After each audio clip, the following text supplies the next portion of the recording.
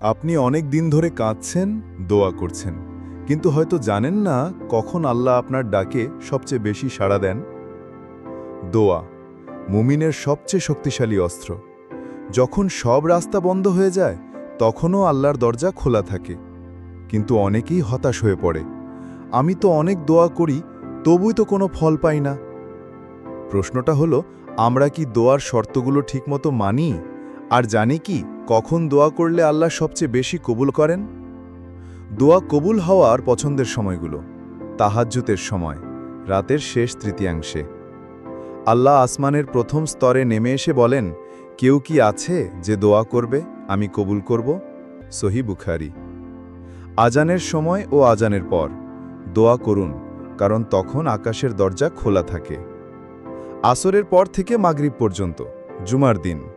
রাসূল সাল্লাল্লাহু আলাইহি ওয়াসাল্লাম বলেন, জুমার দিনে এক মুহূর্ত আছে যাতে বান্দা যদি দোয়া করে আল্লাহ অবশ্যই কবুল করেন।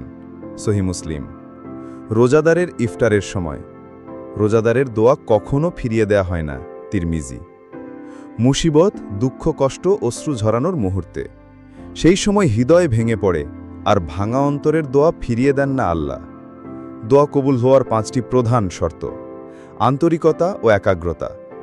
আল্লাহকে ডাকুন এমনভাবে যেন আপনি জানেন তিনি শুনছেন। হালাল রিজিক ও হালাল জীবন। যার খাদ্য হারাম, পোশাক হারাম, তার দোয়া কিভাবে কবুল হবে? মুসলিম। আত্মবিশ্বাস ও দৃঢ় বিশ্বাস। দোয়ার সময় ভাবুন, আল্লাহ আমার জন্য এটা কবুল করবেনই, সময় মতো। অবিরত দোয়া করা, হাল ছেড়ে না দেয়া। দোয়া কখনো দেরি হতে পারে, কবুল হয় না। পাপ থেকে তওবা করা ও আল্লাহর কাছে ফিরে আসা। পাপের জঞ্জাল সরিয়ে দিলে দোয়া সহজে পৌঁছে যায় আকাশে।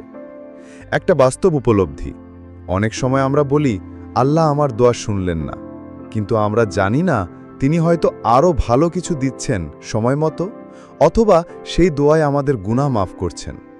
রাসূল সাল্লাল্লাহু আলাইহি ওয়াসাল্লাম বলেন, আল্লাহ কোনো বান্দার দোয়া কবুল করেন 3 ভাবে: তাৎক্ষণিক পূরণ করে, না হলে গুনাহ মাফ করেন, না হলে আখিরাতে আরও ভালো কিছু দেন। তাহলে এখন কি করব? রাতের গভীরে কাঁদুন, সব গুনাহের জন্য ক্ষমা চেয়ে নিন। আপনার প্রয়োজনগুলো মুখস্থ নয়, মন থেকে বলুন, বারবার করুন, ক্লান্ত হবেন না, আর বিশ্বাস রাখুন আল্লাহ আপনার দোয়া শুনছেন। শেষ কথা, দোয়া হচ্ছে এমন এক সম্পর্ক যেখানে আপনি কিছু না বললেও আল্লাহ বুঝে যান, তবে যদি আপনি ডেকে বলেন তিনি আরও দ্রুত সাড়া দেন।